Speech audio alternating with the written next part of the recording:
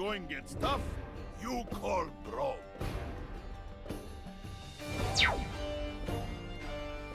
Braum is a burly bruiser who focuses on locking the opponent down with giant normals and freezing attacks, as well as defending his teammate in any way that he can.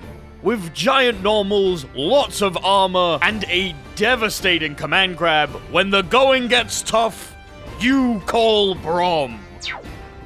Braum's unique power is Unbreakable. Several of Braum's attacks activate his Unbreakable passive. While Unbreakable, Braum gets a hit of armor on all of his shield normals, as well as improving his special moves. If Braum is knocked down while in Unbreakable, he loses the effect.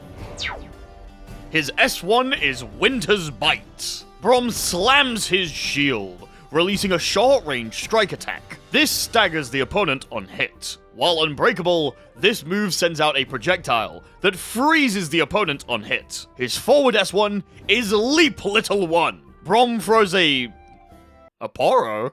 This little guy acts as a projectile. Holding the ability changes the trajectory of the attack. He needs to be more careful with those. His down S1 is Fight Mighty One. Braum summons a hammer-wielding Poro to attack his enemy. This move acts as a command grab, and thus only works on grounded, close opponents. When the Poro hits the opponent, Braum gains Unbreakable. If he is already unbreakable, he freezes the opponent and consumes the effect. His Air S1 is the Braum Bomb. Braum flies downwards with his shield below him. If an opponent is hit by this move, they follow Braum's trajectory. While unbreakable, this attack deals more damage. His S2 is Battering Ram. Braum lunges forward behind his shield. Holding the button increases the distance of the lunge, as well as its damage.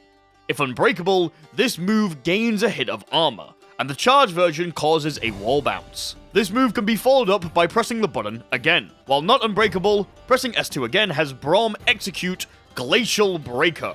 Braum slams his shield onto you and activates Unbreakable. While unbreakable, this move becomes Winter's Ride. Braum travels to the corner of the stage with his opponent below his shield. Upon reaching the corner, the opponent is knocked up, and Unbreakable is consumed.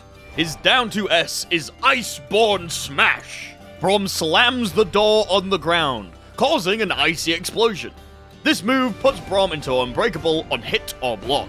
While Braum is unbreakable, this move becomes Shattering Spires. This move sends out a slow-moving wave of icicles that knock the opponent back to Braum on hit. This consumes Unbreakable. His back S2 is Stand Behind Me. Braum readies his shield and creates a giant wall of ice. In this stance, he protects himself and any allies behind him. While holding the move, he has unlimited armor. However, he can be thrown out of this at any point. His Air S2 is the Great Swing. Braum swings his shield wide and hits opponents below him. While unbreakable, this move deals more damage. His S1 super is Glacial Fissure. Braum slams the ground, causing waves of ice to advance full screen. This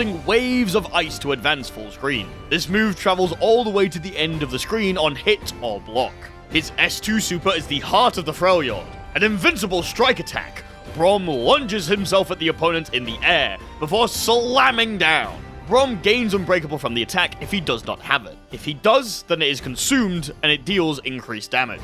His ultimate is Snacks Time. Braum readies himself for snack time. When successfully landing the attack, he throws several Poro cakes at the opponent's feet and...